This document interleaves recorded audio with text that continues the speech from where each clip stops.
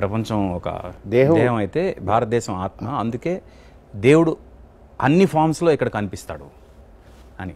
అయితే మన హిందువుల్ని కన్వర్ట్ చేసే ప్రాసెస్లో ఫస్ట్ వాళ్ళు చెప్పే ఇదేంటంటే, ఏంటండి అంతమంది దేవుళ్ళు, అన్ని దేవుళ్ళు ఏంటండి, అసలు ఏంటి, అసలు మీరు ఏమనుకుంటున్నారు, ఈ దేవుడు ముక్తి అది వస్తుంది, ఆ దేవుడు ముక్తి ఇది వస్తుంది, ఈ దేవుడు ముక్తి ఇది వస్తుంది, తొండంతో ఒక దేవుడు అంట, పాము వేసుకున్న దేవుడు అంట, పాము పెట్టుకున్న ఒక దేవుడు అంట, ఇలాంటివన్నీ వీళ్ళందరూ దేవుళ్ళు ఎలా అవుతారండి అని ఫస్ట్ ఒక నెగటివ్ ఆస్పెక్ట్లోకి రిలీజియన్ని లాగుతున్నారు.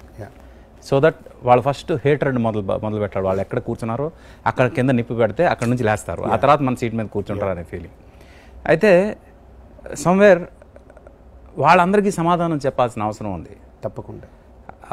ఎందుకంటే నేను ఈ మధ్య ఒక ఇంటర్వ్యూలో చెప్పాను ఏంటంటే, కన్వర్షన్కి నేను అగేన్స్ట్.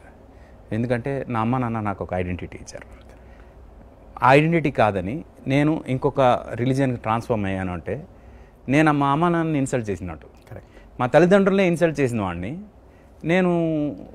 మిమ్మల్ని మీరేం గౌరవించు, ఇంకా దేవుడిని ఏం గౌరవిస్తాను, సొసైటీని ఏం గౌరవిస్తాను, దేవుడిని ఏం గౌరవిస్తాను అని నా కాన్సెప్ట్. అందుకు నేను కన్వర్షన్స్కి అగేన్స్ట్. అంటే దానికి సమాధానం చాలామంది చాలా రకాలుగా వై ఈజ్ ఈ సో రిలీజియస్ ఇది అని చెప్తూ, ఒక ఆయన అయితే అంటే పేదవాడిగా పుట్టి అమ్మ నాన్న పేదవాళ్ళుగా పుట్టించారు కాబట్టి పేదవాళ్ళుగానే ఉండిపోవాలా, అంటే ధనవంతుడు అవ్వకూడదా, వాడు మారకూడదా అనే లాంటి ఫిజికల్ ఎగ్జాంపుల్స్ ఇచ్చారు. నేనేమంటే ఒక్క మాట, అంటే ఇప్పుడు పేదవాడు అనేటువంటిది ఇండియాలోనే ఉన్నాడా? ఎన్ని క్రిస్టియన్ కంట్రీస్ ఈరోజు, come there I will show you, ఎన్ని కంట్రీస్, మెక్సికో అక్కడ అమెరికా పక్కన ఉంది కదా, అంత క్రిస్టియానిటీ మొత్తం దరిద్రులుగా పాపం అడుక్కు తింటున్నారు అక్కడ. వాళ్ళు అడుక్కు తినడానికి కూడా అవకాశం లేక దూకేసి అమెరికాకు వచ్చేస్తున్నారు. అమెరికా మళ్ళీ ఒక రకంగా క్రిస్టియన్ బేస్డే కదా, వాళ్ళు ఎందుకు రానివ్వరు ఆ క్రిస్టియన్స్ని? పాపం వాళ్ళు దరిద్రులు కదా అక్కడ, వీళ్ళు రానివ్వచ్చు కదా, ఎందుకు రానివ్వరు వాళ్ళు? అంటే వీళ్ళల్లోనే వీళ్ళకి మళ్ళీ ఇది. అంటే ఇదంతా ఏంటంటే, అంటే డబ్బు లేదు కాబట్టి నువ్వు ఈ మతం మారితే డబ్బు గలవాడు అయిపోతావు అనే వాళ్ళకి, కమ్ ఈ దేశం వదిలే, నువ్వు ముందు 198 దేశాలు తీసుకెళ్తా, సోమాలి ఉంది, అసలు సర్వీస్ చేయమనండి. ఇప్పుడు మదర్ తెరీసా ఉన్నారు కదా, ఆవిడ ఎందుకు ఇండియాకు వచ్చి సర్వీస్ చేశారో నాకు తెలియదు, కానీ ఎన్ని క్రిస్టియన్ దేశాలు ఈరోజు అడుక్కు తింటున్నాయి, తినడానికి ఒక రొట్టె ముక్క కూడా లేదు.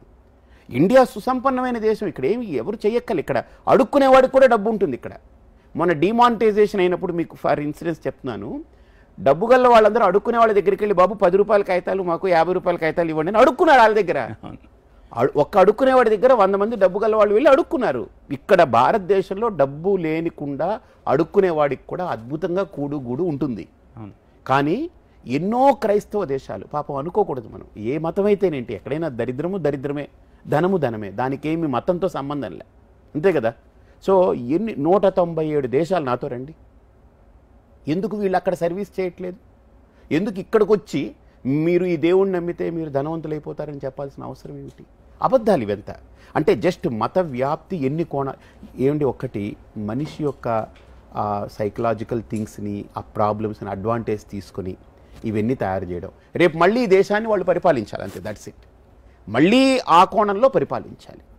పూర్వం రోజుల్లో నుంచి మీరు చూస్తే అగ్రెసివ్ మతాలు ఇవి, ఇది ఇస్లాం కానీ క్రిస్టియానిటీ కానీ, దే ఆర్ వెరీ అగ్రెసివ్. వాళ్ళు ఏంటంటే ఒకళ్ళు దే జస్ట్ స్లాట్ పీపుల్ని స్లాట్ చేసుకుంటూ వెళ్ళిపోతారు, వాళ్ళు మార్చడం ఇవన్నీ వాళ్ళకి అంత ఓపిక ఉండదు. వీళ్ళు ఏంటంటే వెళ్ళి మెల్లగా కూర్చుని over a period of time అవతల వాడి ఉనికి వాడికే అర్థం కాని పరిస్థితిలో వాడు అయోమయం తికమకలో పడిపోయి ఇదే నా ఉనికి అనుకునేలాగా చేస్తారు. కానీ ఏ రోజైనా ఒక దేశం, భారతదేశం ఏ దేశం మీదైనా దండయాత్ర చేసిందంటే చరిత్రలు తీయండి. ఏ దేశం మీదైనా దాడి చేసిందా భారతదేశం? చెయ్యదు. మనకి ఎందుకండి, మనకు సెల్ఫ్ సఫిషియెంట్, ఓవర్ సఫిషియెంట్. మన దగ్గరకు వచ్చి ఇంకోటి చెప్తాను, ఎందుకు ఓవర్ సఫిషియెంట్ అన్నాను నేను. మన దగ్గరికి తురుష్కులు, మొఘలాయిలు వచ్చి దోచుకోపోగలిగినంత దోచేసుకున్నారు.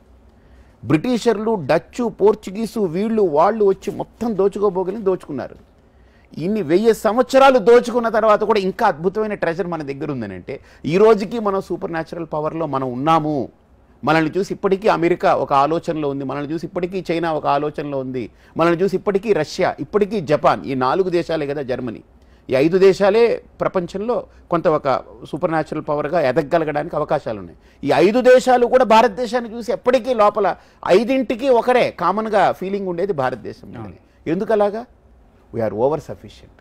ఎందుకంటే నేను ఇందాక చెప్పాను, భగవంతుడు ఆత్మ దగ్గరే ఉంటాడని. ఆ ఆత్మ భారతదేశం.